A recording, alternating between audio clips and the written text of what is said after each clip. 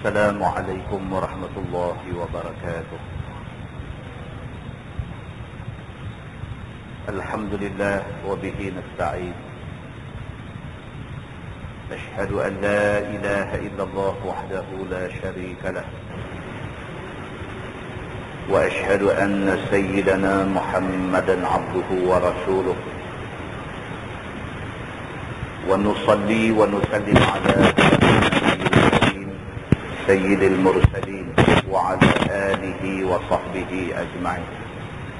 أما بعد، أيها المؤمنون اتقوا الله، أوصيكم وإياي بتقوى الله، فقد فاز المتقون. Muslimin dan muslimat, mudah-mudahan dirahmati Allah Subhanahu wa ta'ala. Di dalam sebuah hadis riwayat daripada Aisyah radhiyallahu anha, kata dia, dakhalat alayya ajuzani min ujuzi yahudil Madinah faqalata inna ahlal qubur yu'azzabuna fi quburihim. Qalat fakazzabtuhuma wa lam un'im an usaddiqahuma fakharajata wa dakhala alayya Rasulullah sallallahu alaihi wasallam faqultu lahu ya Rasulullah inna ajuzaini min ujuzi yahudil Madinah dakhalata alayya فزعمتا أن أهل القبور يعذبون في قبورهم فقال النبي صلى الله عليه وسلم صدقتا إنهم يعذبون عذابا تسمعه البهائم. قالت فما رأيته بعد في صلاة إلا يتعوذ من عذاب القبر. Atau kama qala, hadis sahih riwayat Imam Muslim. Daripada Aisyah radhiyallahu anha, kata Aisyah, ada dua orang wanita tua daripada bangsa Yahudi mai jumpa dia. Aisyah radhiyallahu anha ialah isteri Nabi sallallahu alaihi wasallam. Aisyah cerita, dia kata satu hari ada dua orang wanita tua daripada bangsa Yahudi, orang perempuan Yahudi yang dah tua mai jumpa dia. Faqalata, maka dua-dua perempuan tua Yahudi ni kata dekat Aisyah. Mereka kata inna ahlal qubur yu'azzabuna fi quburihim. Mereka kata, wahai Aisyah, kamu tahu tak, ahli kubur akan kena azab dalam kubur mereka. Perempuan tua Yahudi dua orang mai jumpa Aisyah, mai nak bagi tahu dekat Aisyah tentang orang yang mati masuk kubur, dia akan kena azab kubur.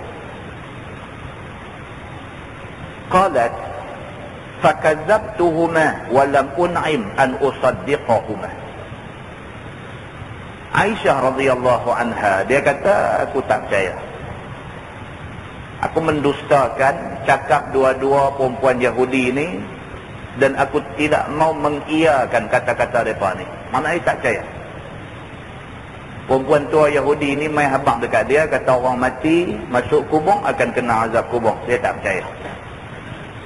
Dia kata dekat dua-dua perempuan tua Yahudi ni, dia kata, hampa ni cakap benda tak betul, aku tak percaya, sebab Nabi tak pernah habaq kat aku benda ni. Fakharajata, maka dua-dua perempuan Yahudi ni pun tak apalah, balik. Wa dakhala alayya Rasulullah sallallahu alaihi wasallam. Aisyah kata, lepas perempuan Yahudi ni balik, Nabi sallallahu alaihi wasallam balik ke rumah. Makna dia, masa perempuan Yahudi ni mai jumpa Aisyah, Nabi tak ada rumah. Sebaik-baik sahaja perempuan Yahudi ni balik, Nabi SAW pun sampai di rumah. Faqultu lahu, maka Aisyah kata dekat Nabi, ya Rasulullah, inna ajuzaini min ujuzi Yahudil Madinah dakhalata alayya. Dia kata, ya Rasulullah, baru tadi dia kata ada 2 orang perempuan Yahudi. Baru tadi ada 2 orang perempuan tua Yahudi mai jumpa aku. Faza'amata anna ahlal qubur yu'azzabuna fi quburihim. Dan mereka bagi tahu dekat aku, kata orang mati bila masuk kubur, mereka akan kena azab dalam kubur. Dia bagi tahu dekat Nabi. Aisyah cerita dekat Nabi, tadi ada 2 orang perempuan Yahudi mai cerita dekat aku, orang mati masuk kubur, mereka boleh kena azab dalam kubur. Faqala Nabi sallallahu alaihi wasallam, Nabi bersabda, Nabi kata, sadaqata. Nabi kata betul, apa yang 2 perempuan Yahudi itu kata betul. Dia ingat tak betul, sebab tadi dia kata ni benda ni tak betul, Nabi tak pernah abang kat aku benda ni, maka aku tak percaya. Tiba-tiba bila Nabi balik, Aisyah cerita dekat Nabi, Nabi kata sadaqata. Nabi kata betul, kata perempuan Yahudi 2 orang ni betul. Memang kita hidup, kita akan mati. Bila kita mati, kita akan masuk kubur. Dalam kubur, dia ada azab kubur. Nabi kata kalau itu yang perempuan Yahudi ni mai bagi tahu, maka itu betul. Innahum yu'azzabuna azaban. Nabi kata sungguh orang yang masuk kubur ni tak kena gaya, depa akan diazab dalam kubur dengan satu azab. Nabi kata betul, orang yang masuk kubur ni depa boleh kena azab. Bergantung kepada dia orang yang macam mana. Kalau dia orang yang bermasalah, dalam kubur lagi dah kena azab. Tasma'uhul bahaim. Nabi kata bukan takat kena azab saja. Azab yang dikenakan kepada orang yang masuk kubur ni, menatang yang duduk di atas muka bumi boleh dengar. Nabi kata tasma'uhul bahaim. Al-bahaim maksudnya menatang jenis kaki 4. Lembu, kebau, kambing, biri-biri, unta, keldai, kuda. Benda ni semua boleh dengar. Mereka dengar bunyi orang kena azab dalam kubur ni, binatang-binatang ni boleh dengar. Qalat, kata Aisyah radhiyallahu anha, fama ra'aituhu ba'du fi salah illa yata'awwadhu min azabil qabri. Aisyah kata lepas daripada aku tanya Nabi itu, semenjak daripada tu Nabi SAW tiap-tiap kali lepas semayang, Nabi tidak pernah lupa doa minta supaya Allah Subhanahu wa taala jauhkan daripada azab kubur. Tak daripada hari aku tanya tu, Aisyah kata tiap-tiap kali lepas semayang, Nabi tak lepas doa ni. Nabi tidak pernah tinggal doa ni. Doa apa? Doa minta berlindung daripada azab kubur. Muslimin dan muslimat yang dirahmati Allah sekalian, hadis itu hadis sahih, riwayat Imam Muslim. Daripada hadis itu dapat kita faham bahawa cerita malaikat munkar dan nakir dalam kubur ini cerita yang sabit daripada hadis Nabi. Cerita ada manusia yang kena tanya dalam kubur, kemudian gagal untuk nak menjawab soalan dalam kubur. Ini adalah cerita yang sabit daripada hadis Nabi. Cerita bahawa dalam kubur ada azab yang akan dikenakan kepada orang-orang yang patut diazab. Ini adalah cerita yang sabit daripada hadis Nabi. Maka kita sebagai manusia yang masih lagi Allah bagi peluang untuk mendapat hidup di atas muka bumi ni, ambil ingat benda ni baik-baik. Ambil jaga-jaga tentang benda ni baik-baik. Jangan sampai kita tergolong dalam orang yang boleh kena azab kubur ni. Walaupun setelah diberitahu kepada kita, kita tak buat apa-apa. Maka akhirnya azab kubur ni kena ke kita. Mudah-mudahan muqaddimah itu memberi satu peringatan kepada kita, dan mudah-mudahan muqaddimah itu boleh mengingatkan kita tentang betapa buruknya kita menjadi orang jahat masa hidup di atas dunia. Mudah-mudahan muqaddimah itu memberi pengajaran kepada kita semua, insya-Allah. Kita menggunakan Bahrul Mazi jilid 18. Bahrul Mazi jilid 18. Muka surat 148. Muka surat 148. Kita masih lagi tak habis membaca hadis yang panjang yang menceritakan tentang Nabi SAW didatangi oleh malaikat Jibril alaihi salam. Kita dah ceritalah dulu bagaimana Nabi SAW satu hari tengah Nabi duk bagi kuliah kepada sahabat-sahabat dia, tiba-tiba datang satu orang laki-laki yang berpakaian serba putih. Rambut dia cukup hitam. Dia masuk mai daripada belakang, dia langkah orang semua, terus mai duduk depan sekali. Dia belagakan lutut dia dengan lutut Nabi SAW. Kemudian dia tanya Nabi apa dia Islam. Nabi kata Islam itu ialah, Nabi beritahu 1, 2, 3, 4, 5 rukun Islam. Kemudian habis Nabi terang dekat dia, dia kata dekat Nabi, sadaqta. Dia kata betul apa yang kamu kata.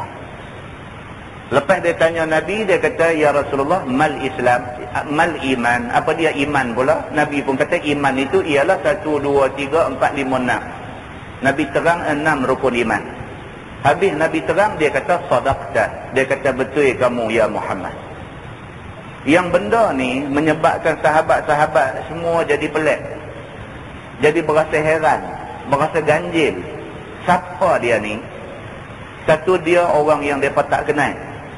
Kalau tak kenal, maknanya bukan orang sini, orang jauh. Kalau dia orang jauh, pasal apa nampak dia kemas elok, tak nampak dia ni mai daripada satu perjalanan jauh. Jadi benda ni jadi muskil kepada sahabat-sahabat Nabi. Malam ni kita sambung lagi muka surat 148, sambung hadis yang kita baca 2 kali dah bulan lepas. Kata dia, qala famata sa'ah. Maka kata orang muda itu lagi pada soalannya, maka bilakah masa hari kiamat itu? Dia tanya soalan yang berikutnya kepada Nabi. Dia tanya bila nak kiamat. Mata sa'ah, wahai Muhammad, bila nak jadi kiamat? Qala mal mas'ulu anha bi'a'lama minas sa'il. Maka sabda Nabi SAW, tidaklah yang kena tanya lebih tahu daripada orang yang bertanya. Oh, jadi macam teka-teki pula. Dia ni yang pakai baju putih bersih, yang rambut hitam berkilat ni, dia ni yang mai jumpa Nabi, tanya mal Islam, Islam tu apa? Lepas tu tanya Nabi mal iman, iman tu apa? Lepas tu tanya Nabi mata sa'ah, bila nak jadi kiamat ni? Bila dia tanya aja Nabi soalan yang ketiga ni, bila nak jadi kiamat, Nabi jawab balik dekat dia dengan satu jawapan yang sahabat-sahabat lebih lagi berasa tak faham. Nabi kata mal mas'ulu anha bi'a'lama minas sa'il. Nabi kata tidaklah orang yang kena tanya ni lebih pandai, lebih tahu daripada orang yang bertanya. Maknanya sepatutnya orang yang bertanya lebih tahu daripada orang yang kena tanya. Tiba-tiba dia tanya Nabi, Nabi jawab macam tu. Nabi kata mal mas'ulu anha bi'a'lama minas sa'il. Orang yang kena tanya ni tidaklah lebih tahu daripada orang yang bertanya. Maknanya kalau aku tak tahu, hang tak tahu, siapa pun tak tahu. Begitu masalah. Dia kata hari kiamat itu tiada siapa tahu masa melainkan Allah Subhanahu wa ta'ala. Dia kata kiamat ni tak tahu siapa pandai macam mana, tak akan tahu bila masa nak jadi kiamat. Betul-betul yang tahu ni Allah Subhanahu wa ta'ala sahaja. Maka bermula dalil yang menunjukkan atas yang demikian adalah hadis Nabi SAW. Maka jadilah makna hadis itu, bermula tiap-tiap berdua daripada kita ni sama jua pada ketiadaan tahu masa bila nak berlaku kiamat itu. Makna hadis itu ialah Nabi pun tak tahu, kawan yang mai tanya Nabi ni pun tak tahu. Begitu. Dan pula firman Allah Subhanahu wa ta'ala, innallaha 'indahu 'ilmus sa'ah.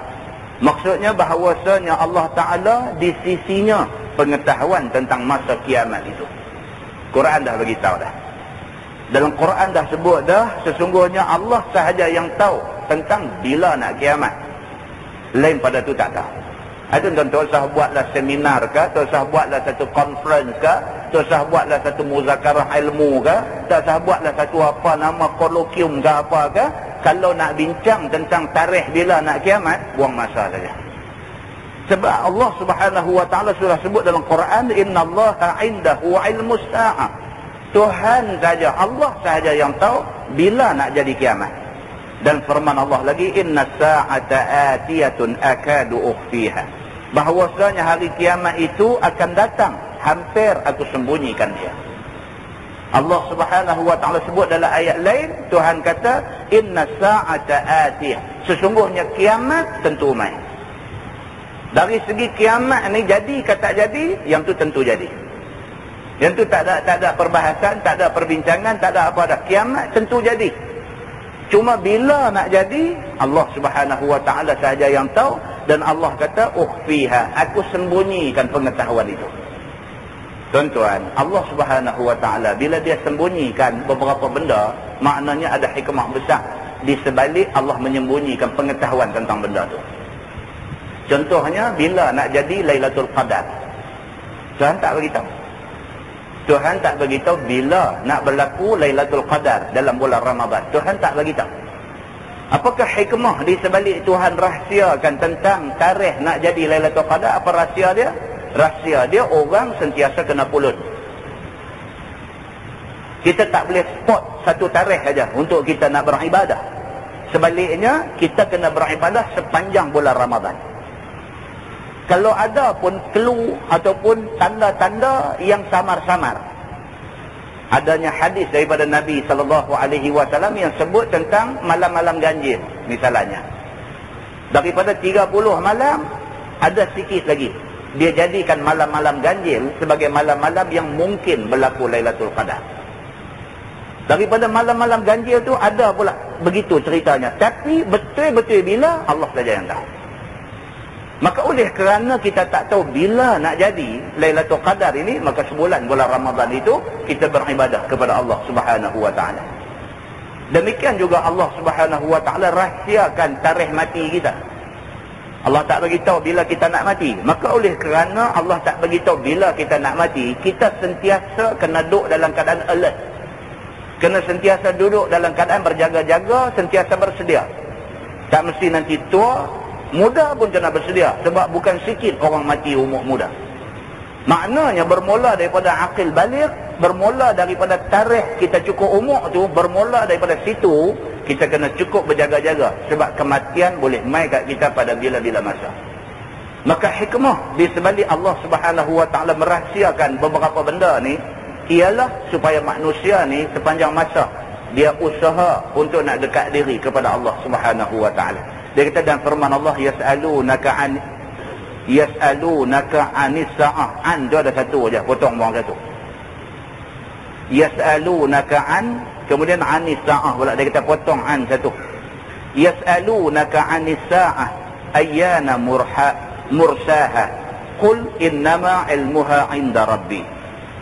Maksudnya bertanya mereka itu akan dikau tentang hari kiamat. Di manakah berlabuhnya? Tuhan sebut dalam Quran.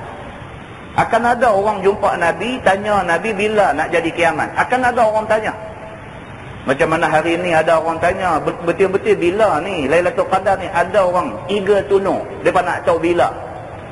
Pasal apa? Pasal orang hari ni dia tak mau buang masa, dia mau cepat. Bagi tahu orang senang, bila yang kata Lailatul Qadar ni bila, senang aku malam tu tak tidur terus. Dia kira dia nak terus cepat. Anak-anak kita di sekolah pun apa? Dah masuk tingkatan 5 nak periksa SPM. Pergi jumpa cikgu mata pelajaran yang ajak dia, dia kata cikgu agak-agak cikgu tajuk apa nak naik tahun ni. Dia kira dia nak shortcut. Dia tak mau baca buku hak tebal tu, dia nak baca tajuk-tajuk yang mungkin naik aja. Orang hari ni dia nak cepat, ataupun dalam bahasa yang lebih lembut, orang-orang hari ni dia penyegan. Dah betul. Dia penyegan. Dia kira dia nak tahu hak ringkas ni. Maka Allah Subhanahu wa taala, Tuhan yang mencipta manusia, Tuhan tahu akan ada manusia yang jenis macam ni. Lah ni lagu ni, tak ada selindung-selindung, tak ada rahsia-rahsia, tak ada sorok-sorok. Bagi tahu kiamat ni bila, senang. Maka kami boleh buat preparation, kami boleh buat persediaan untuk nak menghadapi hari kiamat itu. Tuhan kata bertanya mereka itu akan dikau, wahai Muhammad, daripada hari kiamat itu. Di mana berlabuhnya? Maksud bila nak jadi? Kiamat ni betul-betul bila nak jadi? Maka jawab olehmu ya Muhammad, hanya sahaja pengetahuan tentang waktunya itu di sisi Tuhanku. Tuhan suruh Nabi Muhammad jawab senang aja. Dia bagi tahu dekat depa, innama ilmuha 'inda rabbi. Sesungguhnya ilmu, pengetahuan tentang bila nak jadi kiamat ni, Tuhan aku aja tahu. Tanya aku, Buat kat aku macam mana pun, aku tak akan boleh bagi tahu. Sebab aku tak tahu. Bukan aku tak mau bagi tahu, aku tak tahu. Yang tahu hanyalah Allah Subhanahu wa taala. Maka bila sudah dijawab oleh Nabi SAW pada orang muda itu, seperti dalam masalah di atas tadi, maka orang muda itu pun tanya lagi. Bila dia tanya Nabi bila nak kiamat, Nabi jawab kata tak tahu, Nabi jawab kata Allah saja tahu, maka dia tanya soalan yang selanjutnya. Qala fama amaratuha? Qala an talidal amatu rabbataha. Maka kata laki-laki itu, bila sudah dijawab oleh Nabi SAW yang di atas tadi, maka kata orang muda itu lagi, fama amaratuha? Qala an talidal amatu rabbataha. Maka katanya, maka apakah alamat kiamat itu? Dia tanya bila nak jadi kiamat, Nabi jawab tak tahu. Nabi jawab kata Tuhan saja yang tahu. Okey, dia kata dah tak tahu bila nak kiamat, bagi tahu apakah alamat kiamat. Tak tahu tarikh tak apa, bagi tahu kalau nak jadi kiamat mesti ada tanda-tanda dia, mesti ada alamat dia. Cuba bagi tahu apakah tanda kiamat. Sabda Nabi SAW, di antara tanda kiamat bahawa beranak jariah akan tuannya. Seorang jariah, seorang hamba perempuan, dia akan beranak, anak tu esok jadi tuan dia. Nabi kata lagu tu. Baik, apa maksud dia? Masalah, dia kata alamat kiamat itu ada banyak. Yakni alamat yang menunjukkan kiamat itu berdiri ada banyak. Alamat nak tunjuk kata kiamat ni nak jadi ada banyak. Satu daripadanya ialah sabda Nabi dalam masalah yang di atas tadi. Maknanya ialah telah bersalahan ulama padanya atas beberapa qaul. Yang lebih asahnya iaitu berkhabarkan daripada banyak jadi jariah dan dapat anak daripada mereka itu. Maka dengan sebab banyak orang Islam dapat kemenangan perang dan dapat tawanan daripada perempuan-perempuan dan anak-anak kafir, maka perempuan-perempuan itu menjadi sahaya perempuan. Kemudian hamba perempuan itu dapat anak daripada pengulunya itu. Maka jadilah anaknya itu seperti pengulunya, iaitu makna beranak jariah itu akan tuannya atau pengulunya. Entah faham maksud dia? Jadi perang antara Islam dengan bukan Islam, perang sabilillah. Bila jadi perang, orang Islam menang. Bila orang Islam menang, harta yang dirampas oleh orang Islam dia jadi ghanimah. Dia jadi harta rampasan perang. Harta ghanimah ni bahagi 5. Kalau dapat 1,000, bahagi 5, 2,000. 1/5 Nabi ambil. 4/5 bahagi kepada tentera-tentera yang pergi berperang. Di antara harta yang dirampas masa perang ni, selain daripada barang-barang berharga, emas, perak, gandum, kenderaan binatang, lembu, kerbau, unta, kuda dan sebagainya, selain daripada tu juga ada orang tawanan. Orang yang ditawan ni, kalau sekiranya dia perempuan, maka dia boleh dijual. Dia jadi hamba tawanan. Hamba maka boleh dijual. Siapa beli hamba ni, maka dia jadi pengulu kepada hamba ni. Dalam Islam, pengulu dengan hamba perempuan boleh berlaku hubungan seperti hubungan suami isteri, boleh berlaku. Kalau ditakdirkan dapat anak, anak yang lahir tu dia ikut status bapa. Bapa dia orang yang merdeka, anak jadi merdeka. Tapi mak dia tetap sebagai hamba. Maka anak yang dilahirkan oleh hamba perempuan ni sudah jadi orang yang merdeka, sudah jadi tuan kepada mak dia esok ni. Sebab mak dia selagi tak dimerdekakan, maka selagi itu dia hamba. Tapi anak yang dia beranak keluar, anak tu anak kepada laki-laki yang merdeka, maka anak tu ikut bapa dia. Anak sudah menjadi tuan kepada mak yang melahirkan dia. Itu satu tafsiran tentang hadis tadi. Yang kedua, dia kata, yang keduanya iaitu jariah itu beranakkan raja-raja. Maka jadilah ibunya jumlah daripada rakyat. Kerana apabila satu orang raja mempunyai jariah, kemudian dapat anak daripada jariah itu, maka jadilah anak itu anak raja. Dan ibunya, yakni jariah yang beranak itu tetap rakyat bagi anak dia. Sama macam kes tadi juga. Yang ni raja. Raja dia ada hamba dia. Raja telah buat hubungan suami isteri dengan hamba perempuan dia, dapat anak. Anak tu ikut bapa, ikut jadi raja juga. Tapi mak dia selagi mana hamba tak dimerdekakan, dia tetap hamba. Maka anak sudah jadi raja, mak tetap lagi hamba. Ini dia kata tafsiran yang kedua.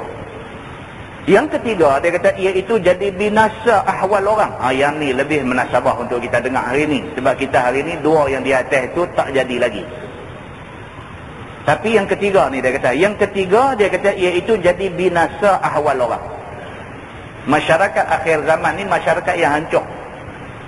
Masyarakat yang jadi celarut, kalang pukang, atas turun bawah, bawah naik atas, begitu. Maka jadilah banyak orang dia kata maka jadilah banyak menjualkan emak akan anaknya. Dia kata menjelang akhir zaman ada orang sanggup jual anak. Menjelang akhir zaman ada orang sanggup jual anak. Pasal apa? Pasal miskin misalnya. Desakkan hidup. Anak ada dah 7 orang dah, beranak lagi jadi anak nombor 8. Dia 7 tu pun dia tak larat dah nak tanggung. Pekin belanja ni tak tahu nak abang dah. Tiba-tiba Allah takdirkan mengandung lagi. Mengandung anak yang ke-8. Daripada anak duduk dalam kandungan, dia dah pergi janji dekat orang dah, aku beranak, esok anak ni ambil kat hang. Dia bukan bagi saja, dia jual anak dia kat orang. Tak apalah, dia kata ambil, kira 2,000 sudahlah. Ada, hari ni pun ada. Hari ni ada. Orang jual anak ni ada.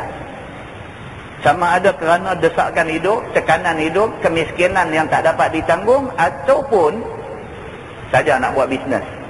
Ada, orang hari ni ada. Maka ini dunia akhir zaman. Dia kata sampai ada mak yang sanggup jual anak pada orang. Sehinggalah jadi banyak pula pergi balik di dalam tangan orang-orang yang membelinya. Anak tu akhirnya transfer ke orang ni, transfer ke orang tu. Dia jadi macam motor second hand. Tengok di geran tu nama sampai 7 orang dah pakai motor tu. Dia jadi macam tu. Orang yang bagi anak kat orang ni, dia dapat anak, dia bagi dekat satu orang. Kawan tu bela budak ni tekat setahun 2 tahun, lepas dia ingat macam mana dia bagi kat orang lain pula. Jadi kita yang bagi anak dekat dia ni, kita tak tahu dah dia lepas pergi dekat siapa. Kawan yang kedua tu pula tak bagi kat siapa ke pula. Anak tu tak tahu dah. Anak tu akhirnya pusing pi pusing met, tak tahu akhirnya anak tu duduk dengan siapa, dia kata. Sehinggalah akhirnya dibeli akan dia, yakni akan mak tu oleh anaknya, daripada ketiadaan ia ketahui akan ibunya. Maka sehinggalah akhirnya anak ni pergi beli. Anak ni pergi beli mak dia. Dia pergi tangan orang kaya manakah, dia jadi orang kaya. Mak dia yang tadinya miskin dan sebagainya, tolak pergi tolak main macam manakah, esok dia ambil mak dia main duduk di rumah dia, jadi orang gaji di rumah dia. Benda ni tak boleh cakap tuan. Asal daripada anak orang miskin susah. Ditakdirkan pula ada satu pasangan suami isteri kaya-kaya tapi anak tak ada.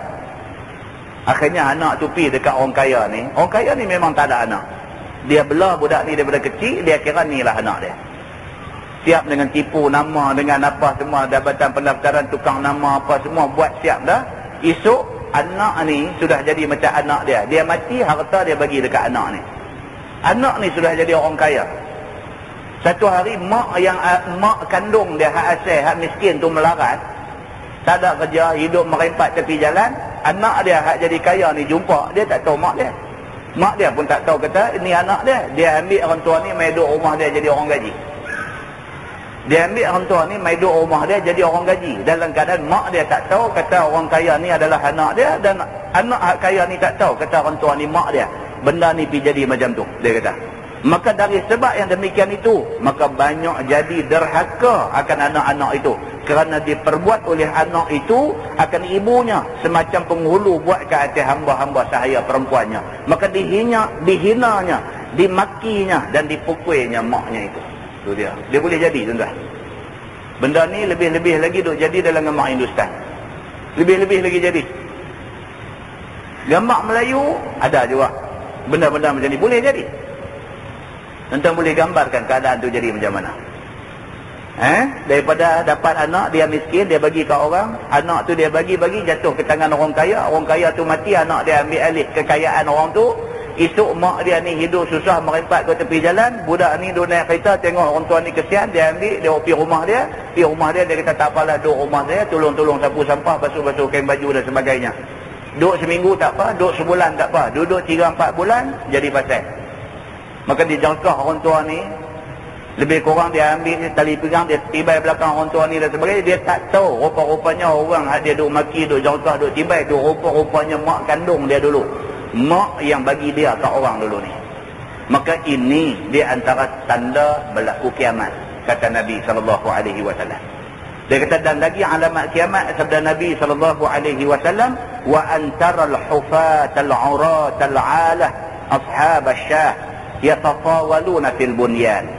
Dan bahawa engkau lihat orang yang tidak ada kasut, lagi tidak ada pakaian, lagi papa kedana, lagi duk bela kambing, tiba-tiba bermegah mereka itu meninggikan binaan-binaan. Ini tanda kiamat. Orang yang asal-asalnya miskin papa kedana, sampai kasut pun tak ada. Orang yang asal-asalnya miskin papa kedana, sampai makan pun tak ada. Orang-orang yang asal-asalnya miskin papa kedana, hidup duk bela kambing dan sebagainya, tahu tengok 20 tahun kemudian tiba-tiba jadi orang kaya raya. Tengok-tengok pergi buat rumah harga 2-3 juta. Kita yang duduk sekampung dengan dia, kita yang kenal dia daripada awal dulu, kita tahu dia miskin, dia daripada keluarga yang sangat miskin. Tiba-tiba hari ni, dia ni yang kita kenal miskin, yang kita kenal berasal daripada keluarga miskin ni, tiba-tiba hari ni depan rumah duk parking kereta 7 biji, kereta harga sampai 300-400 ribu sebiji, duk ada 7-8 biji, rumah harga juta-juta. Nak kata apa tuan-tuan? Inilah tanda kiamat. Benda ni boleh jadi. Macam mana cara pergi jadi tu? Allah yang mengetahui. Macam mana ni, daripada asal-asal dia miskin, keluarga miskin, mengaji pun bukan kata tinggi mana sangat, tiba-tiba last pergi jadi jutawan, pergi jadi kaya raya ni, macam mana boleh jadi ni? Allah saja yang mengetahui. Betul-betul Tuhan saja yang tahu. Orang tak boleh kira lah, orang ni macam-macam lah. Dia jadi pelari dadah kot, tu yang boleh jadi kaya. Orang kata ni dia jumpa duit tang-tang mana kot, orang kata. Dia kena loteri kot, orang kata. Mereka kata kena nombor ekor first prize kot, orang kata. Tapi pokok pangkalnya dia dah jadi kaya. Adakah dia kaya tu kerana loteri? Adakah dia kaya tu kerana nombor ekor? Adakah dia kaya tu kerana dia jumpa satu tempayan mai ke? Ataupun dia kaya tu kerana dulu orang kaya mana ambil belah dia tinggal harta kat dia ke? Ataupun dia kaya tu kerana dia menyaga daripada kecil-kecilan, akhirnya dia berjaya dan dia jadi jutawan? Allah sahaja yang mengetahui. Tapi dia daripada miskin tiba-tiba jadi kaya. Bila ada orang yang miskin sampai kasut nak pakai pun tak ada, tiba-tiba jadi kaya raya, itu tanda kiamat. Itu.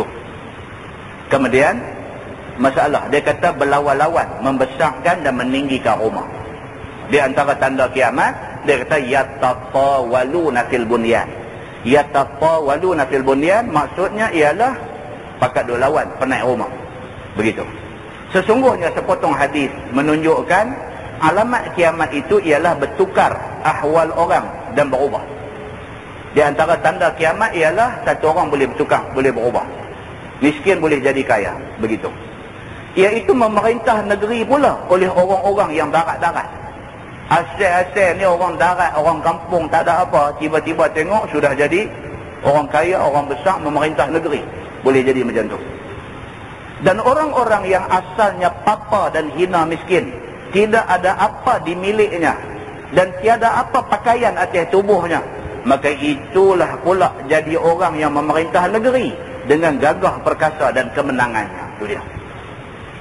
Dia pada asal duk pakai kain pelikat cap gajah aja. Tengok-tengok pakai seluar Ferragamo nama. Itu dia. Pernah riak nama lagu tu. Budak-budak muda lah ni takat dengar Levi's, dengar Texan. Okey lah tu. Harga 100 lebih-lebih sikit, harga seluar 100 lebih kira pakai boleh dah lah. Kan? Oh, dia tak pakai. Seluar-seluar 100 lebih ni tak pakai. Dia pergi shopping di Super Tanjung tu, dekat dengan Tanjung Bunga mana tu, dia pergi beli di sana. Seluar nama Ferragamo. Kita pun tak pernah dengar. Apa? Ferragamo. Kasut Versace. Kasut Versace. Kita pakai kasut apa nama, apa? Polo. Kasut polo pun kira okey dah. Kasut polo pun tumit bunyi tuk deras dah. Polo dia kata tak main ni, lokal punya tak main. Habis kasut apa? Versace. Sebut pun Versace.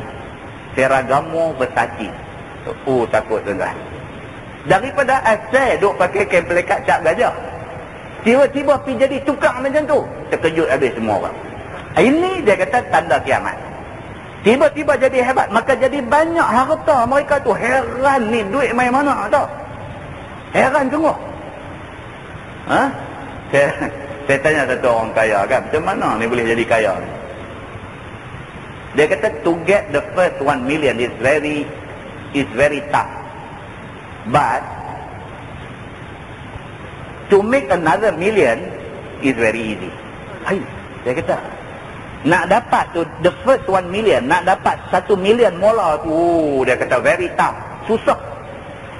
Tuan kita tu nak simpan dalam bank, nak bagi ada 5,000 boleh tak lipi. Pi duk naik 3,000 lebih 4,000 rum turun 2,000. Dia duk pi naik 3,000 4,000 lagi 1,000. Dia tak duduk ragas nak pi 5,000 tu tak lagi, dia duduk meloreh jatuh. Ada saja pekin belanja, ejas, bajet, kot tu kot ni.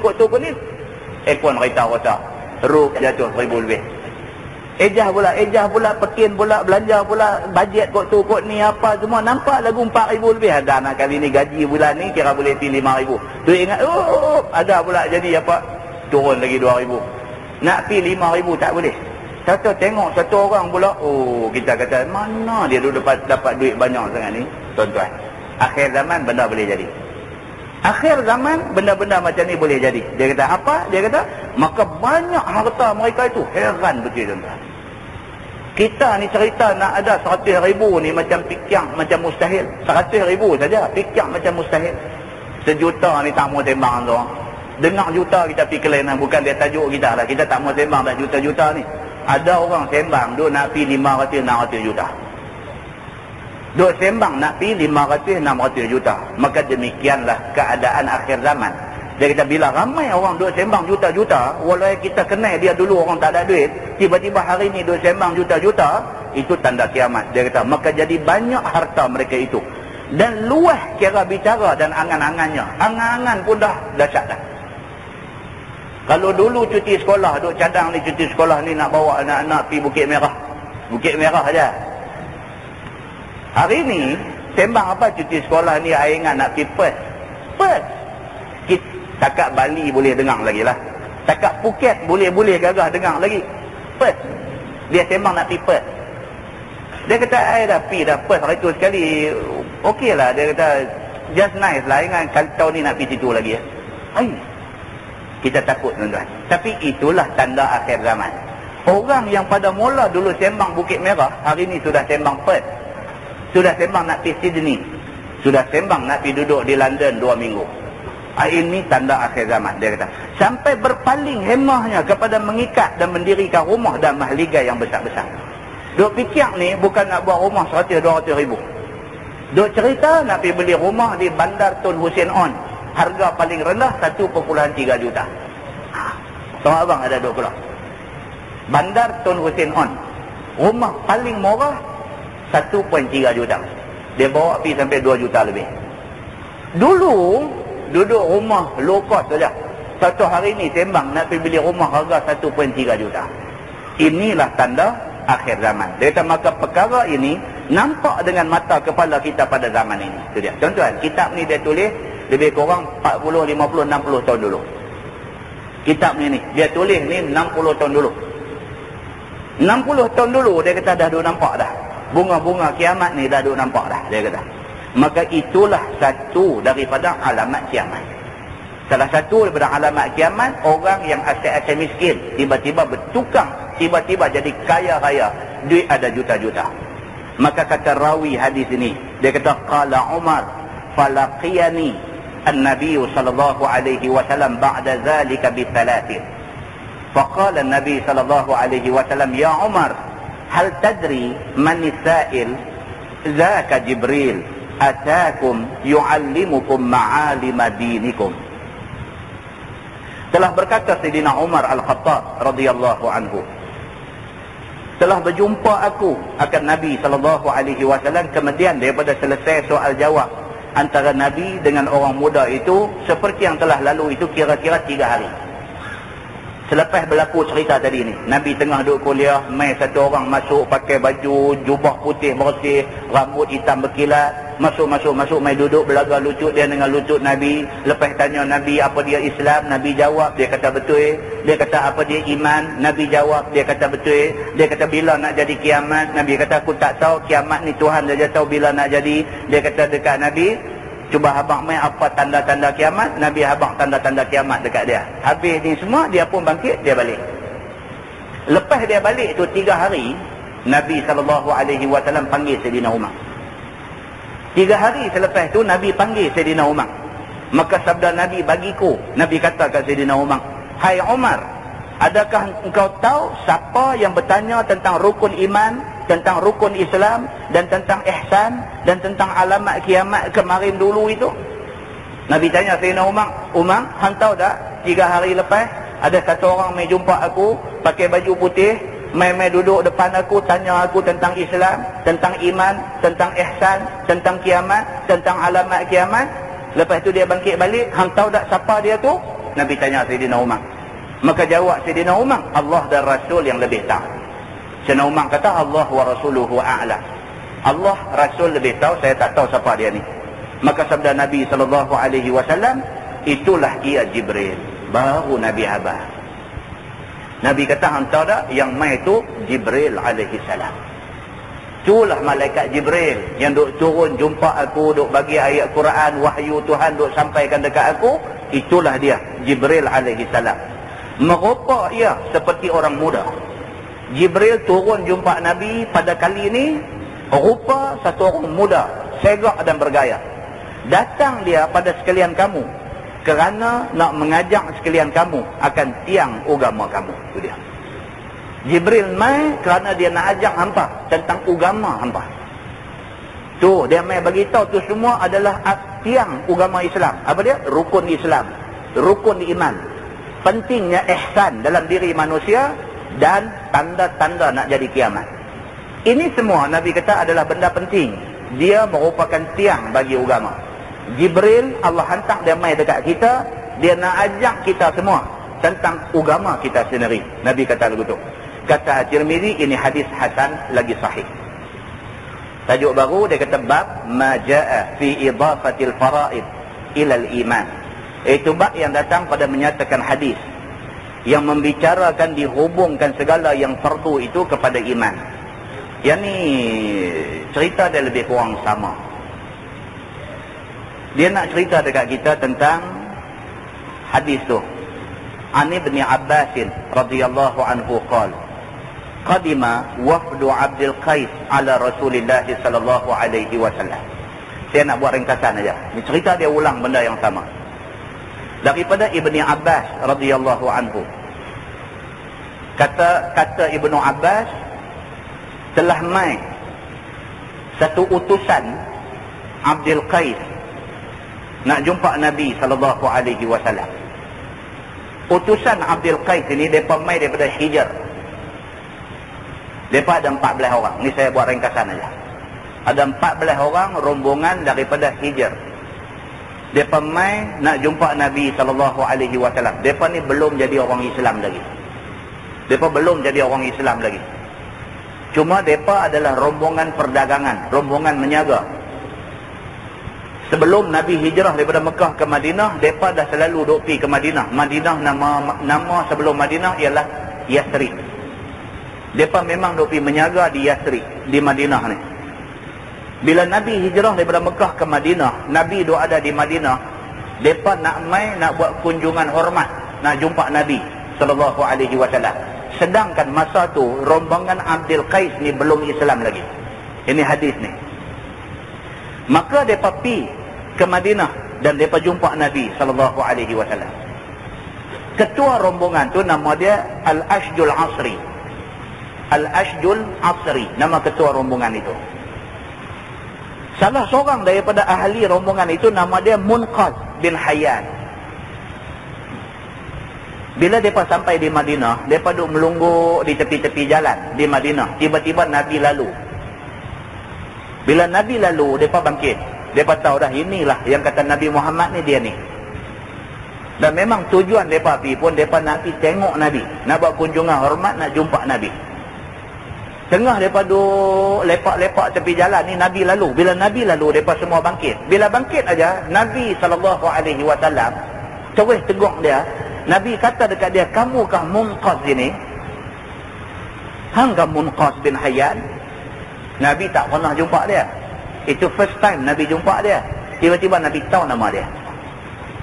Nabi kata, kamukah Munqadh bin Hayyan? Dia terkejut. Ni salah seorang daripada 14 orang ahli rombongan ni. Dia terkejut. Dia kata, betul, sayalah Munqadh bin Hayyan. Dia kata. Nabi tanya dia, apa kabar kaum hamba di sana? Kaum yang kata Abdul Qais. Kaum Abdul Qais di Hijr, apa khabar kaum hamba di sana? Dia kata semua baik-baik. Kemudian Nabi sebut seorang demi seorang nama-nama pembesar Abdul Qais yang ada di negeri mereka.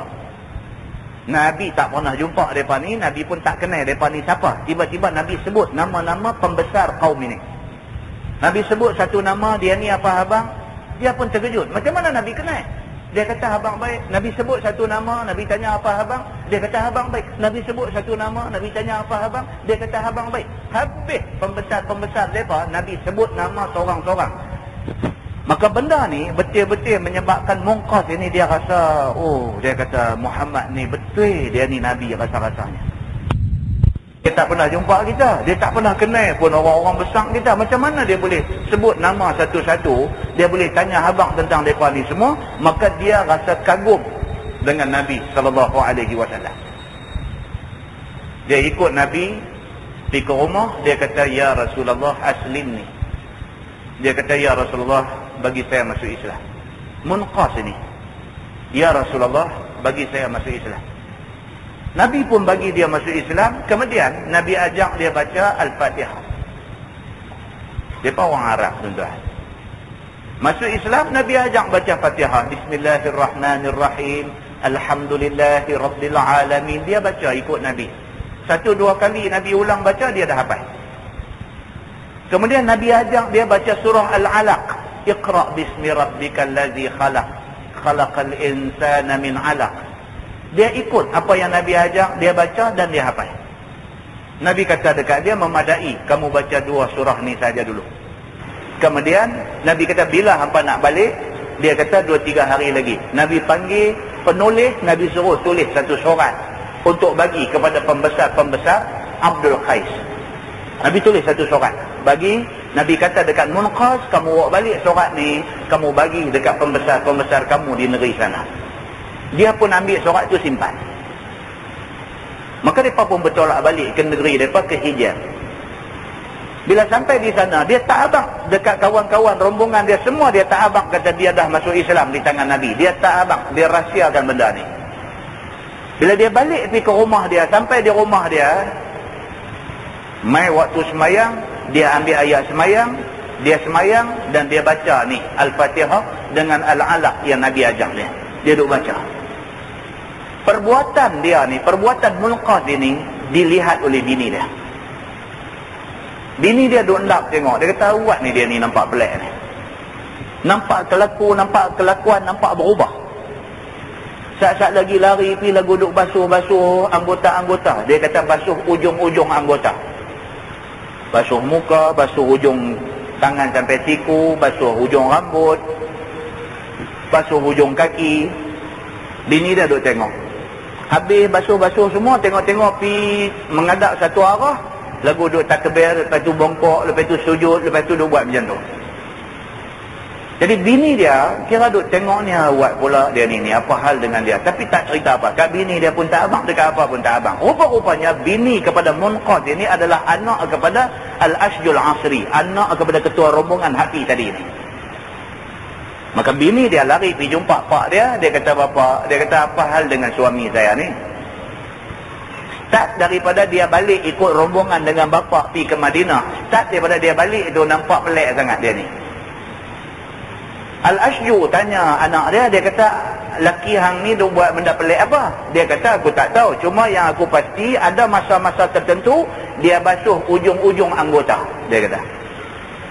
Lepas tu dia akan menghadap satu arah. Tiap-tiap kali pun dia menghadap arah yang sama aja.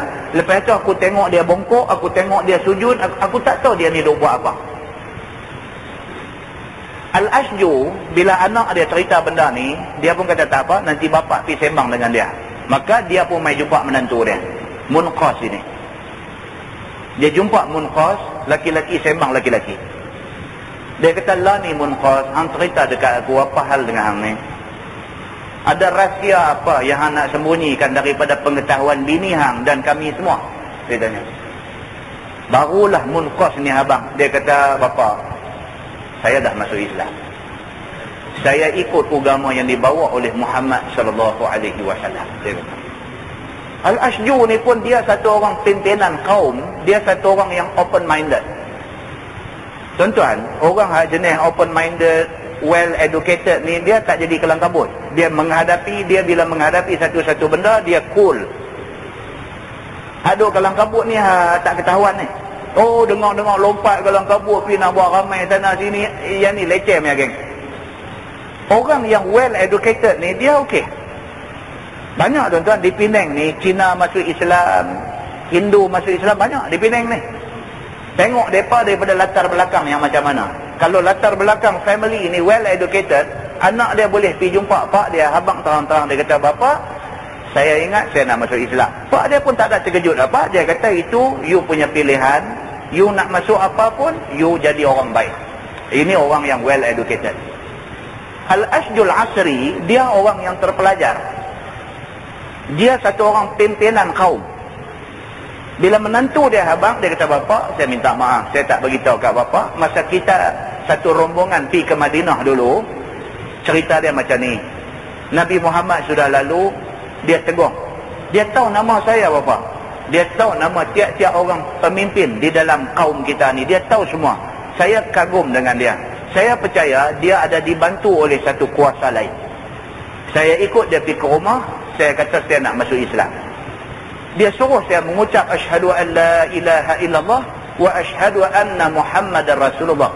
Lepas tu dia ajar saya satu surah. Dia baca depan Al-Ashju. Baca Fatihah sampai habis. Kemudian dia ajar saya lagi satu. Iqra' bismi rabbikal ladzi khalaq. Saya baca tiap-tiap perkataan yang dia baca dekat saya, tiap-tiap perkataan yang saya baca menyebabkan hati saya jadi tenang. Dia kata, saya rasa saya tidak silap buat keputusan. Dia kata kat pak mentua dia macam tu. Lepas dia kata, bapa, ada satu lagi. Kita dah balik mai sini banyak hari dah. Benda ni saya tak berani nak tunjuk dekat siapa pun. Muhammad sallallahu alaihi wasallam ada tulis satu surat. Dia minta saya bagi surat ni kepada pembesar kaum kita. Saya tak berani bagi, dia kata. Al-Ashju kata dekat dia, mana surat tu, bagi mai aku nak tengok. Dia ambil bagi. Al-Ashju buka baca. Dia baca apa yang Nabi tulis dalam surat tu. Air mata dia merambu. Air mata dia merambu. Lepas tu dia terus kata, aku akan bagi tahu benda ni kepada semua orang-orang kita. Abdul Qais, kepada kaum Abdul Qais. Dia bawa surat Nabi itu, dia keluar, dia panggil semua pembesar-pembesar kaum dia berhimpun, dia baca surat Nabi depan mereka semua. Dengan kehendak Allah Subhanahu Wa Taala, Allah buka hati mereka ni semua. Semua sepakat nak masuk Islam. Maka mereka buat rombongan lagi sekali, pergi ramai-ramai ke Madinah, sampai di depan Nabi sallallahu alaihi wasallam. Mereka minta Nabi Islamkan mereka. Ini hadis yang kita nak baca ni. Itu cerita dia. Cerita dia lebih kurang begitu. Hadis tu, tuan-tuan tengok muka surat 151. Saya nak baca hadis dia saja. An Ibn Abbas radhiyallahu anhu qala, qadima wafdu Abdul Qais ala Rasulillah sallallahu alaihi wasallam. Daripada Ibn Abbas radhiyallahu anhu, dia kata telah datang utusan Abdul Qais ke atas Nabi sallallahu alaihi wasallam. Buka muka sebelah. Faqalu inna hadzal hayy min Rabi'ah walasna nasilu ilaika illa fi ashhuril haram famurna bi syai'in na'khudhuhu anka wa nad'u ilaihi man wara'ana. Maka kata mereka itu, bahwasanya kami adalah satu kabilah daripada Rabi'ah, dan tiada kami boleh sampai kepadamu melainkan di dalam bulan-bulan haram sahaja. Mereka pergi jumpa Nabi, mereka kata kami daripada Rabi'ah. Abdul Qais adalah daripada suku Rabi'ah. Kami daripada Rabi'ah. Kami ini ada pantang larang. Kami tak boleh keluar mai melainkan dalam bulan-bulan haram saja. Bulan haram apa dia? Muharram, Rajab, Zulqa'dah dengan Zulhijjah. Kami kalau nak pergi mana pun dalam 4 bulan ni aja, lain kami tak boleh. Itu pantang larang kami. Pasal apa? Pasal dalam bulan tu diharamkan perang. Maka kami berjalan dalam bulan tu, kami yakin tak ada orang serang kami. Luang daripada bulan tu kami takut nak berjalan, takut orang serang kami. Itu cerita dia. Ni kepercayaan ni. Mereka ada kepercayaan, ada benar-benar hari ni boleh, hari ni tak boleh. Ada orang macam tu tak? Hari Selasa tak boleh bayar duit. Pasal apa dia kata tak boleh? Tak pasal apa yang tak boleh? Tak boleh. Dia ada satu kepercayaan, Selasa tak boleh bayar duit. Atau dia terima duit boleh. Terima duit hari apa pun boleh, siang malam pun boleh. Bayar ni dia ada banyak bentang. Ada Selasa tak boleh, Jumaat tak boleh, ada hari tak boleh. Terima hari apa pun boleh, tengah malam pun boleh.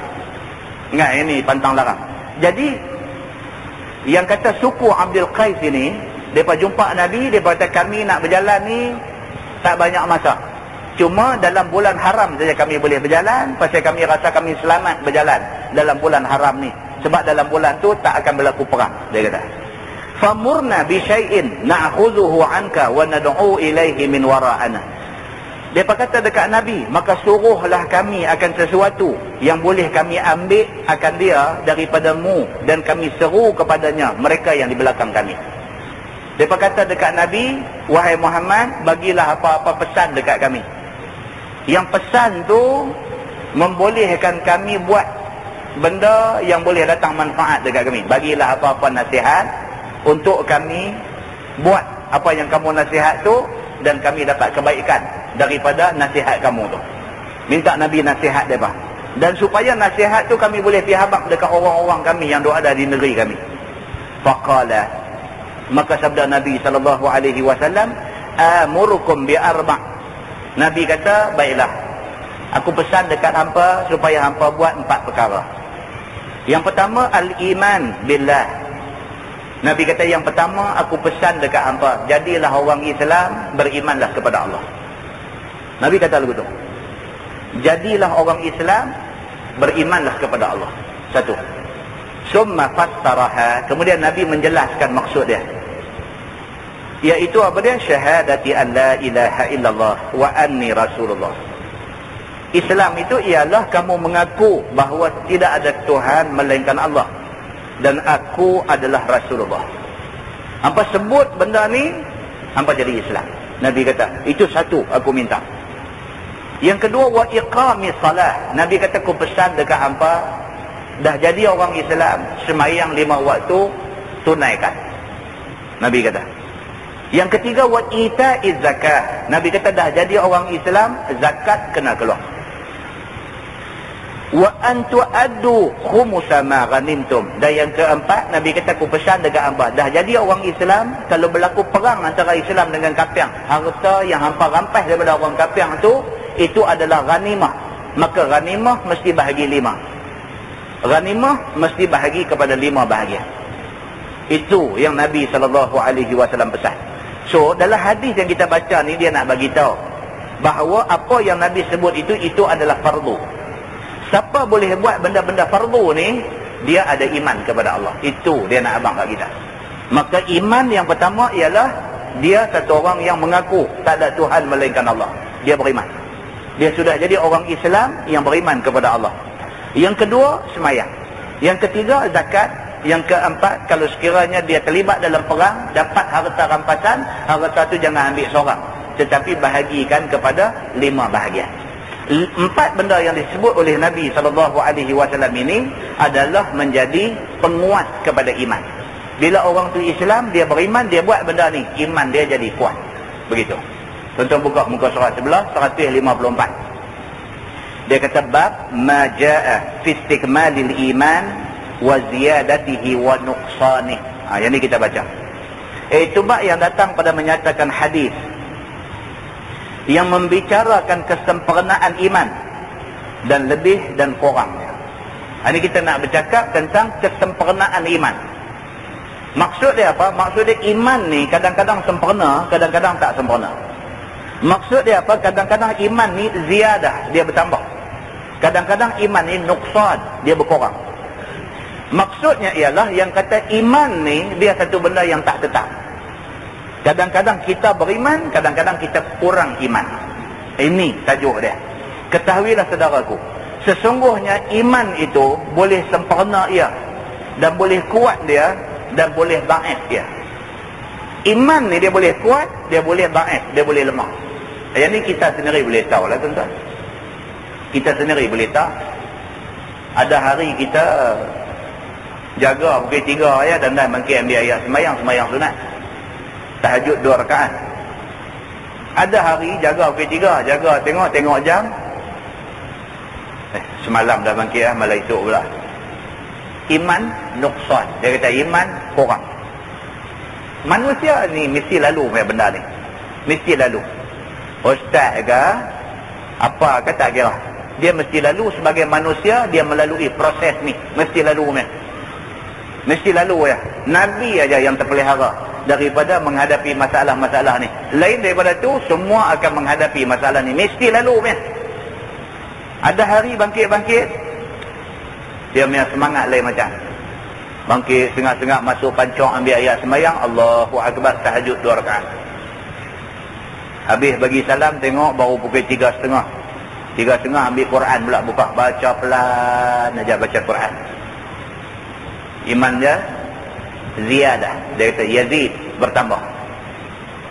Dia mai hari pula jaga tengok pukul 6 suku dah. 6 suku dah. Ini bukan cerita tahajud ni cerita subuh. 6 suku dah. 6 suku 15 minit ya. Hari ni hari Ahad tak kerja. Ambil 15 minit, 6.30 semayang dah lagi. 7.30 bangkit pula. Hari iman merosot. Hari iman merosot. Kan? Manusia dia lalu benda ni. Lebih teruk lagi kalau dia tak jadi on and off, hari ni kuat, esok tak kuat, lusa kuat, tolak tak. Itu okey lagi. Dia ada lagi teruk, dia ambil sebulan teruk terus. Sebulan teruk terus. Hala ke agama ni sebulan tak mau langsung. Ajak pergi mengaji mana pun tak mau, apa sembahyang sunat apa pun tak buat, apa pun tak ada. Sebulan kira betul-betul zero. Dia tak buat benda-benda baik. Dia buat betul-betul hak rukun aja, hak fardu aja, hak kalau tak buat berdosa, hak tu aja dia buat. Iman merosot. Sebulan dia jadi teruk, dia jadi dhaif macam tu. Ada manusia jadi macam tu. Ada manusia lagi teruk. Satu musim dulu orang semua takut tengok dia. Sampai tidur pun tak rongkai serban. Satu musim dulu punya cerita. Tidur pun serban tak rongkai. Bantai tak gaduh pakai serban tu lah bantai. Satu masa dulu. Dia main satu masa pula, Allahu Akbar. Nampak berat ada ni. Nampak? Ini laluan yang terpaksa dilalui oleh manusia. Tajuk ni dia nak beritahu kat kita, inilah yang dikatakan hakikat iman. Ada masa kuat, ada masa dia jadi dhaif. Maka kuat dan dhaifnya ataupun dikatakan bertambah dan berkurangnya dengan disatukan amal kepadanya. Dia kata nak jadi kuat, nak jadi kurang, nak jadi lemah, nak jadi apa ni, dia kata bergantung kepada amalan kita tera mana. Kalau kita boleh konsisten dengan amalan kita, kita boleh istiqamah dengan amalan kita, insya-Allah iman kita konsisten. Istiqamah. Kok mana pun benda tu sudah menjadi amalan kita, kita buat. Kok mana pun kita boleh komit diri kita dengan amalan tu. Ini cukup baik. Maknanya kita satu orang yang ada istiqamah di dalam beramal. Ada istiqamah. Contohnya apa? Kok mana pun hari Khamis kita puasa sunat. Kita boleh komit diri kita macam tu. Kok mana pun hari Khamis kita puasa sunat. Semalam bangkit esok ke tak bangkit esok ke, hari Khamis puasa sunat. Kita boleh kunci benda tu dalam diri kita. Dah berapa tahun dah kita macam tu aja. Alhamdulillah. Kok mana pun lepas sembahyang subuh, sebelum keluar pergi kerja, satu muka Quran mesti baca. Kok mana pun. Kalut sibuk macam mana pun, buka juga, baca juga semuka keluar. Kalau kita boleh komit diri kita, tetapkan diri kita dengan amalan tu, kita istiqamah atas amalan tu, iman kita insya-Allah dia konsisten. Ini dia nak beritahu. Dia kata benda ni disatukan amal kepada dia. Kalau kita kuatkan dengan amalan, iman kita akan kuat insya-Allah, dia kata. Dan adapun iman itu sendiri tiada ia lebih dan tiada ia kurang. Iman itu sendiri tak lebih tak kurang. Amalan kita yang menyebabkan iman kita lebih ataupun kurang, dia kata. Tuan-tuan tengok muka surat sebelah tu, dia nak cerita semua tu.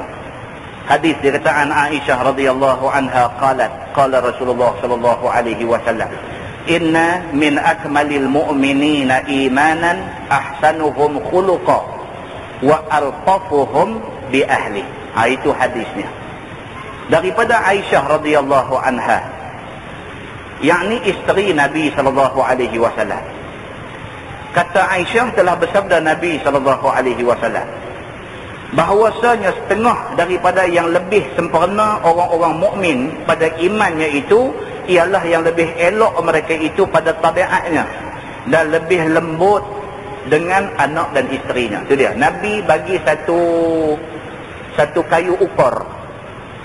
Nak ukur iman kita baik tak baik, Nabi bagi dua benda. Nabi kata inna min akmalil mu'minina imana, sesungguhnya orang mukmin yang sempurna iman dia ialah, Nabi kata dua. Yang pertama, ahsanuhum khuluqa, akhlak mereka baik. Akhlak mereka baik. Bercakap tak bagi sakit hati orang, cakap benda yang baik-baik, tak cakap benda kosong, benda huduh, benda keji, sentiasa buat sunnah Nabi dan sebagainya. Akhlak dia baik. Orang yang akhlak baik, ini orang beriman. Kerana akhlak itu adalah buah kepada keimanan. Iman tu dia macam pokok aja. Pokok tu nak nampak betul-betul pokok yang membawa faedah ke tak, tengok dia berbuah ke tak. Kalau dia ada buah, pokok ni ada faedah. Buah dia ialah akhlak. Duk bercakap agama, pam cakap agama, tengok akhlak uduh. Hampir cakap kat orang lain lah. Dia cakap kat orang lain. Akhlak dia baik, dia cakap agama sikit pun kita hormat dia 10 kali. Maka akhlak itu adalah buah iman. Nabi kata sesungguhnya orang yang beriman, yang sempurna iman dia ialah, yang pertama, akhlak dia baik. Yang kedua, wa altafuhum bi ahli. Altafuhum dia berkata latif. Latif makna dia lemah lembut. Wa altafuhum bi ahli, maksudnya dia lemah lembut dengan ahli keluarga dia, dengan bini, dengan anak-anak. Dia satu orang yang sangat lemah lembut. Dia cara dia mendidik bini dia lemah lembut. Dia cara dia didik anak-anak dia lemah lembut. Dia bukan satu orang yang perungui, kaki pukul, silap sikit tarik tali pinggang, rak bagi atas belakang, bukan silap sikit tangan naik ke depan bagi. Itu orang tak bagus, Nabi kata. Orang yang bagus ialah orang yang al-tafu, orang yang latif, orang yang ada sifat lemah lembut dengan ahli keluarga dia. Bini dia hormat dia, bukan takut dia. Bini dia hormat dia. Pasal apa? Pasal peribadi suami dia tu, bini dia hormat. Anak-anak hormat dia, bukan anak takut kat dia, anak tak takut kat dia, tapi anak hormat dia. Ini orang sempurna iman dia. Nabi kata begitu. Tuan-tuan buka muka surat sebelah. Muka surat sebelah 156 tu dia membawa nas-nas, dalil-dalil daripada Quran yang menunjukkan tentang iman itu boleh bertambah dan berkurang. Di antaranya tuan-tuan itu, tengok itu, dia kata maka bermula hujah atas bertambah dan berkurangnya iman ialah dalil yang didatangkan oleh Imam Al-Bukhari daripada segala ayat Quran. Di antaranya Allah berfirman, fayazdadu imanan ma'a imanihim. Itu ayat Quran. Fayazdadu imanan ma'a imanihim, supaya bertambah mereka itu pada iman serta iman mereka itu. Ayat itu menunjukkan iman boleh bertambah. Maka Allah sebut dalam Quran tentang iman bertambah. Di bawah tu lagi dia kata, dan firman Allah wazidnahum huda. Wazidnahum huda, maksudnya dan kami tambah kepada mereka itu akan petunjuk.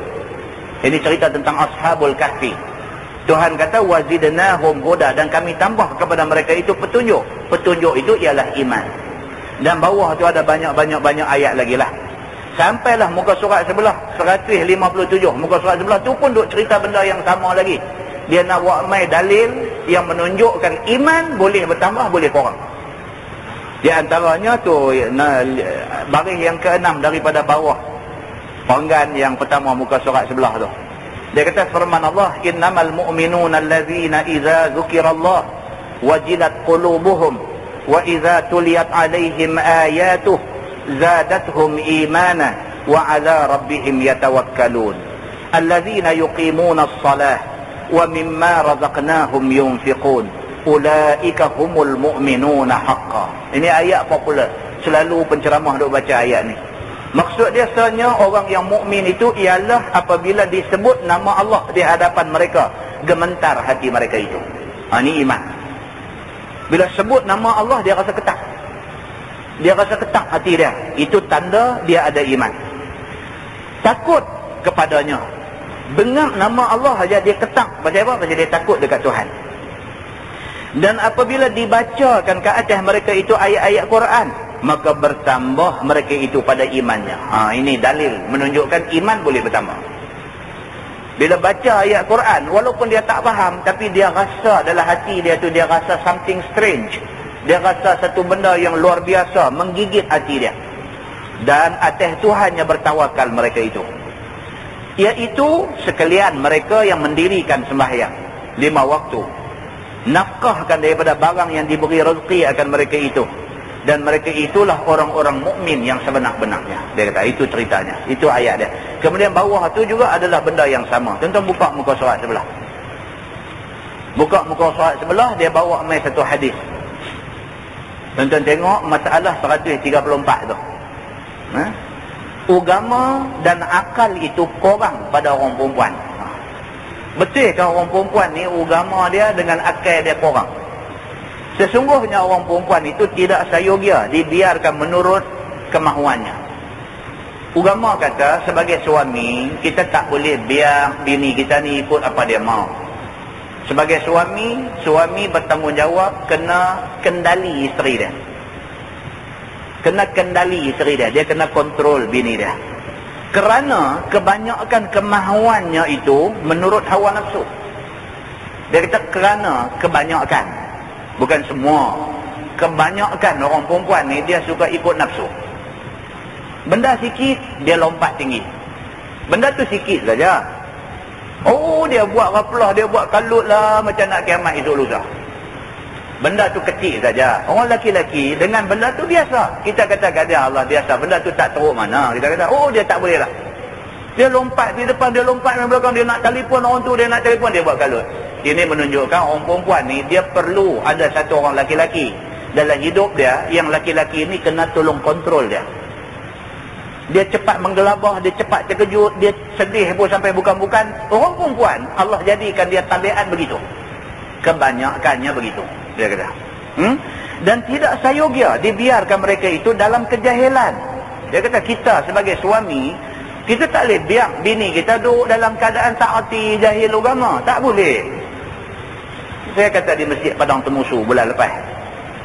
Kita orang laki-laki ni, kita kira kita je pergi mengaji. Bini kita tak bawa. Maka akhirnya bini kita ni duduk dalam keadaan duduk tak erti situ. Tapi bila dia tak erti, dia buat salah, kita marah. Kita marah, dia kata apa hang ni, hang ni pun tak faham-faham lagi. Nak faham macam mana kita duduk main mengaji seorang, kita tinggal ada di rumah. Nak faham macam mana kalau dia tak diberi peluang untuk belajar.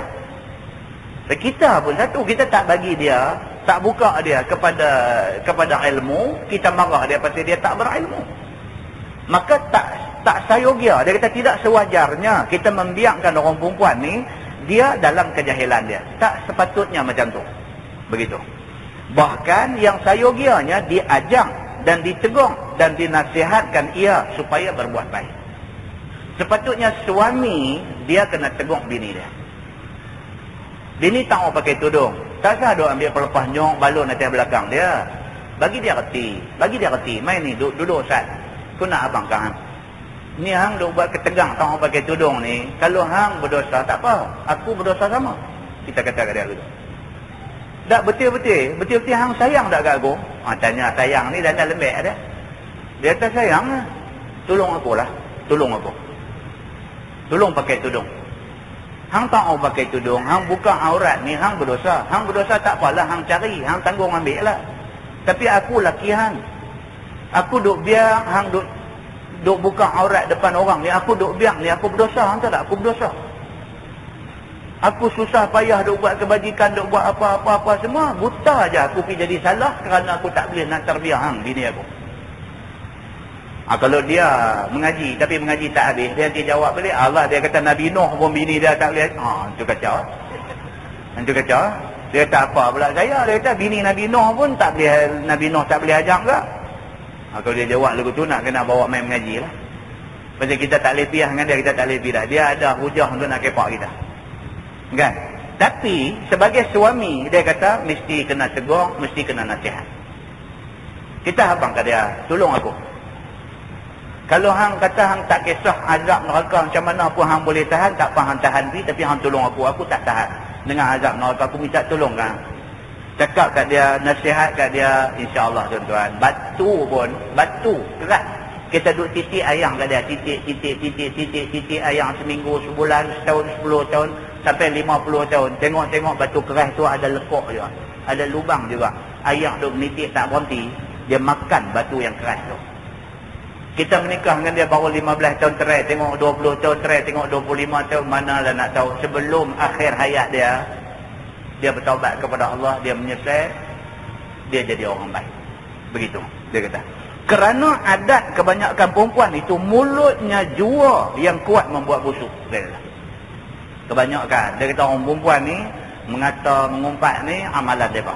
Kebanyakan begitu. Mempermaki dan melaknat, mencarut dan sebagainya orang perempuan. Latah pun sebut benda tak elok. Banyak lagi perkataan lain tu ada, dia sebut tak elok. Cucuk, dia sebut tak elok. Lah, kita katakan dia, awak tak sebut. Cucuk, alhamdulillah awak tak boleh sebut lagu tu. Dia sebut benda tak elok. Kebanyakan dia kata jadi lagu tu, mencarut dan sebagainya. Kerana mereka itu ghalibnya jahil. Dia bukan pasal apa, pasal dia tak ada peluang untuk nak faham ilmu agama. Pasal itu dia jadi macam tu. Maka sudahlah dengan kerana itu tinggal dia di dalam perangai wuduh. Tak ada siapa nak perbetul dia, tak ada siapa nak nasihat dia, tak ada siapa nak tolong bantu dia, nak tunjuk jalan dekat dia, maka dia kekal dalam kejahilan. Begitu. Kuat mempermaki dan tidak mengenang budi dan suka derhaka kepada suami. Pasal itulah ada bini yang dia sanggup hina laki dia depan-depan muka. Dia sanggup sampai macam tu. Dia hina laki dia depan-depan muka. Dia kata, abang, saya silap kahwin dengan abang ni. Dia boleh kata perkataan tu. Kita laki ni jadi macam mana?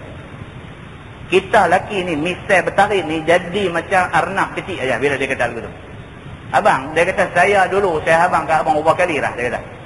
Satu engineer Petronas meminang saya. Dia kata, saya tolak apabila saya berkenan kat misal abang. Dia kata, saya betul-betul dah buat satu silap besar dalam hidup saya bila menikah dengan abang ni. Dia kata lagu tu depan kita. Kita laki dia, anak dia ada, 5 orang dah. Bergenuak anak dia ada tepi. Dia boleh kata kat kita lagu tu. Maknanya apa? Maknanya dia tak faham agama. Kalau dia faham agama, dia tak kata macam tu. Kalau dia faham agama, dia kecewa dengan kita macam mana pun benda tu tak keluar di mulut. Dia simpan dalam hati. Dia simpan dalam hati. Dia ada benda dia tak berkenan kat kita, tapi tak keluar di mulut dia. Dia simpan dalam hati. Tapi bila dia keluar di mulut, maknanya dia satu orang yang jahil agama. Begitu. Maka sebagaimana tersebut dalam hadis yang dikeluarkan oleh At-Tirmidzi, kata dia an Abi Hurairah radhiyallahu anhu, anna Rasulullah sallallahu alaihi wasallam khataban nas fa wa'adhahum. Maksudnya diriwayatkan daripada seorang sahabat Nabi sallallahu alaihi wasallam namanya Abu Hurairah radhiyallahu anhu, bahwasanya Nabi sallallahu alaihi wasallam telah berkhutbah dia pada hari raya di depan segala manusia. Nabi bagi khutbah raya depan orang ramai semua. Maka dinasihatnya akan orang-orang itu. Nabi dalam khutbah bagi nasihat. Ini biasa. Khutbah tuan-tuan, peranan dia ialah bagi nasihat dekat orang. Begitu. Dan ada bersama-sama dengan orang itu beberapa banyak orang perempuan yang bersama-sama sembahyang raya. Dalam khutbah raya tu belakang sana ada orang perempuan. Depan laki-laki, belakang perempuan. Dan ada bersama-sama dengan orang itu Beberapa banyak perempuan sembahyang raya duduk jauh di belakang laki-laki. Summa qala ya ma'syaran nisa tasaddaqna fa inna kunna aktsara ahlin nar. Kemudian daripada telah sudah Nabi SAW bagi nasihat kepada laki-laki. Nabi dah habis dah cakap kepada orang laki-laki, maka ia, yakni Nabi pun telah memikirkan orang perempuan tidak berapa dengar akan nasihatnya. Maka turun Nabi SAW daripada mimbar khutbahnya. Ni khutbah raya ni. Nabi dah cakap, habis dah satu round cakap untuk orang laki-laki. Nabi berasa macam orang perempuan duduk di belakang tu tak dengar. Mungkin nampak mereka macam duduk tertinjau-tinjau ke apa, macam tak dengar. Zaman tu tak ada mikrofon. Jadi Nabi buat macam mana? Nabi turun daripada mimbar, Nabi jalan pergi dekat orang perempuan di belakang tu.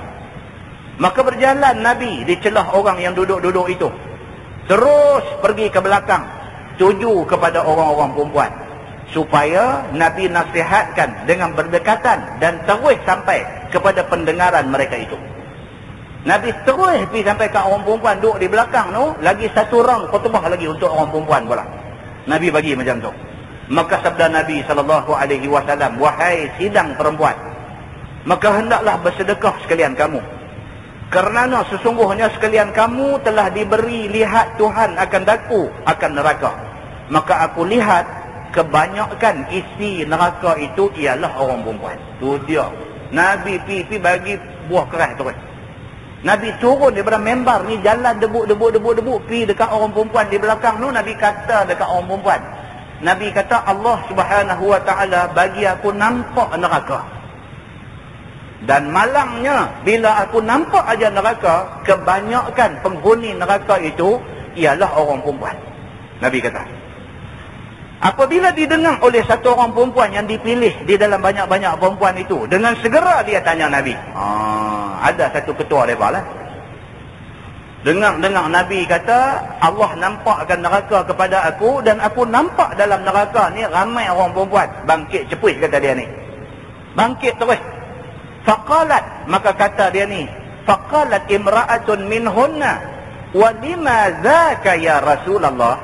Maka berkata satu perempuan daripada mereka itu, kerana apa ya Rasulullah jadi banyak orang perempuan masuk neraka? Dia tak puas hati dan dia nak penjelasan.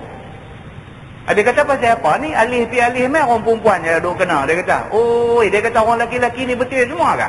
Ada orang perempuan dia cakap begitu. Dia kata saya ni bukan apa yang tak suka pergi duduk dengar kuliah, pergi duduk dengar apa ni. Pusing mai orang perempuan salah. Pusing mai orang perempuan juga jahat. Pusing mai semua orang perempuan.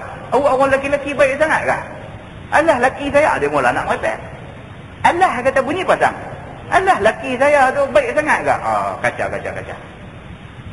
Dan kebanyakan pun kita jumpa dalam Quran baik, dalam hadis Nabi baik, kira Allah duk fokus orang perempuan. Nabi duk fokus orang perempuan. Sampai Nabi dekat-dekat nak wafat, Nabi kata apa? Nabi kata kalau baik orang perempuan, baiklah alam ini. Nabi sampai kata begitu. Kalau baik orang perempuan, baik alam ini. Kalau jahat orang perempuan, rosak alamnya. Begitu sekali. Kena tengok surat abang keluar kemarin ke apa kan? Ruangan awang selamat. Dia buat keluar main gambar apa Ratu Cantik di Aceh. Ratu Cantik di Aceh. Aceh ni di Indonesia, Aceh ni terkenal lah satu kawasan yang kuat agama lah. Aceh ni. Buat pertandingan Ratu Cantik. Untuk pertama kalinya dalam sejarah Ratu Cantik dunia, orang perempuan pakai tudung masuk Ratu Cantik. Ini dia tulis pula dalam tu, dia kata sampai pihak juri, pihak hakim ni jadi celaru, jadi susah nak buat kerja. Pasal apa? Pasal tengok cantik tapi pakai tudung. Kalau tengok ke rupa tu patut Johan, tapi kerana pakai tudung tak boleh jadi Johan, kan?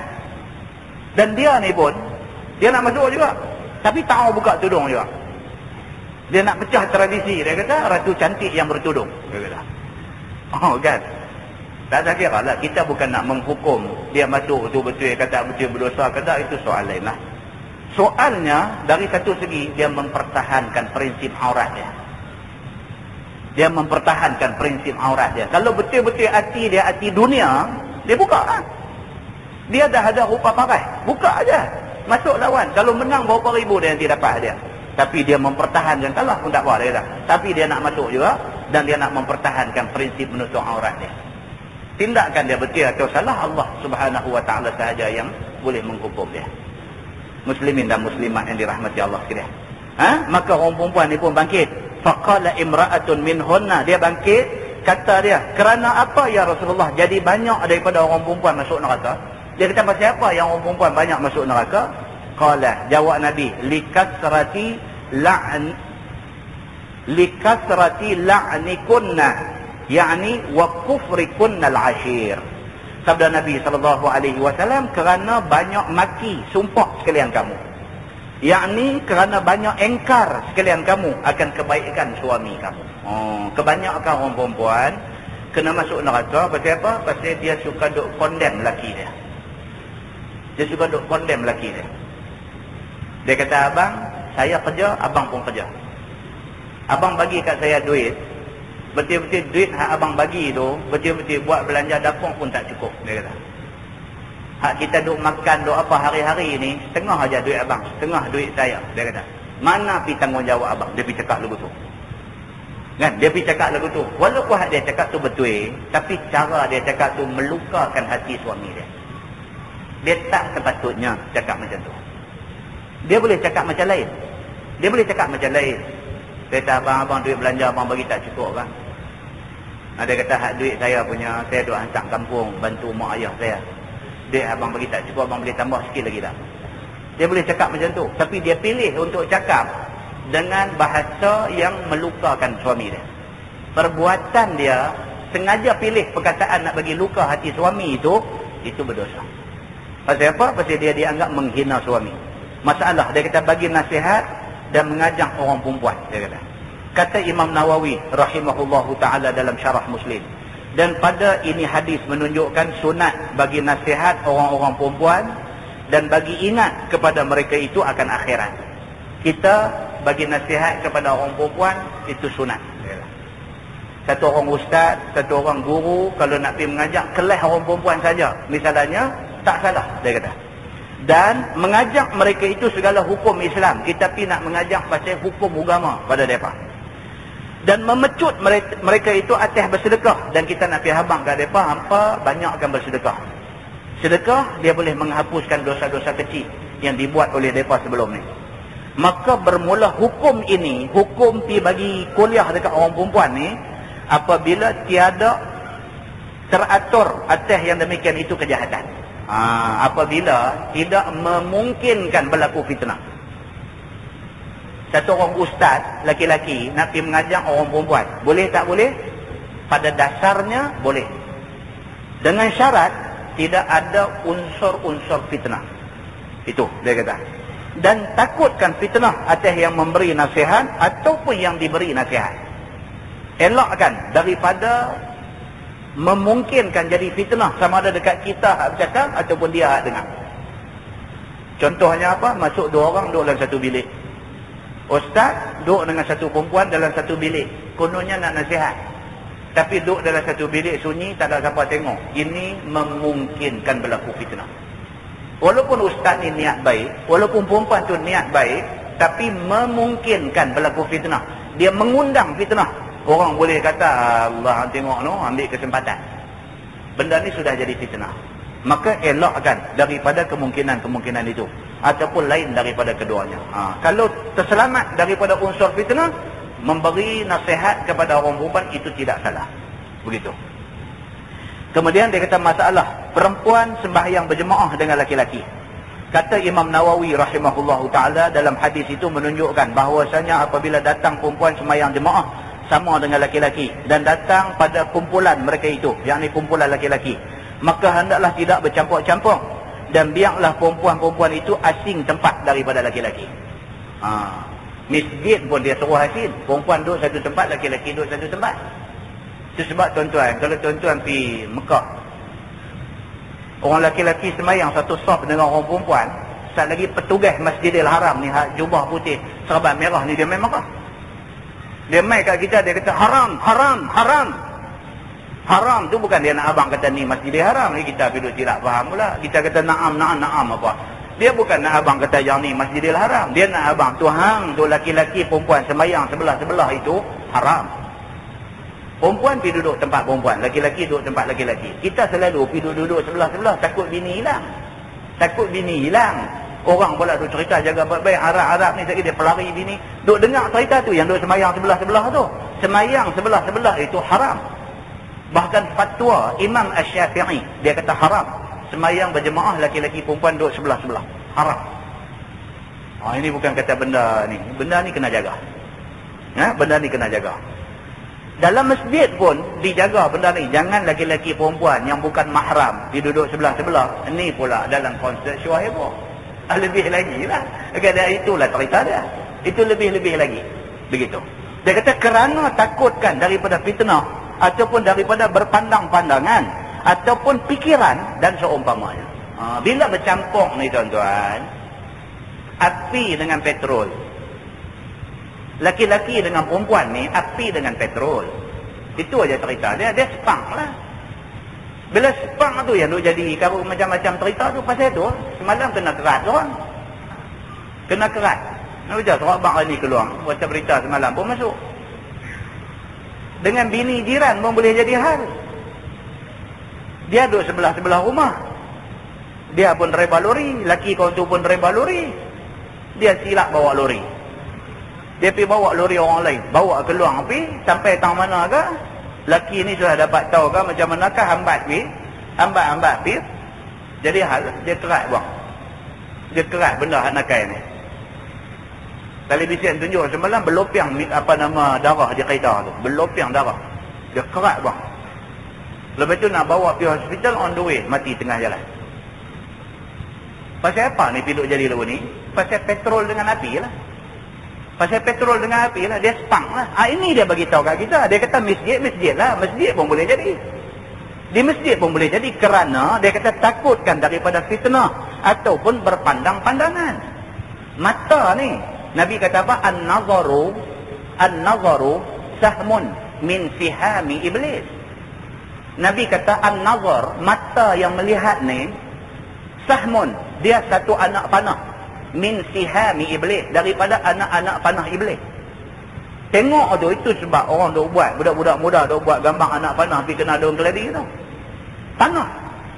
Punca daripada berpandang-pandangan, hati sudah jadi tak elok. Sudah duk ingat, duk karang dalam kepala nak buat benda tak elok. Dia kata ataupun fikiran. Mula fikir, duk fikir macam-macam ni. Dia ni leceh. Dan dia kata ataupun seumpamanya boleh jadi macam-macam benda. Dia kata jadi benda-benda ni kena jaga.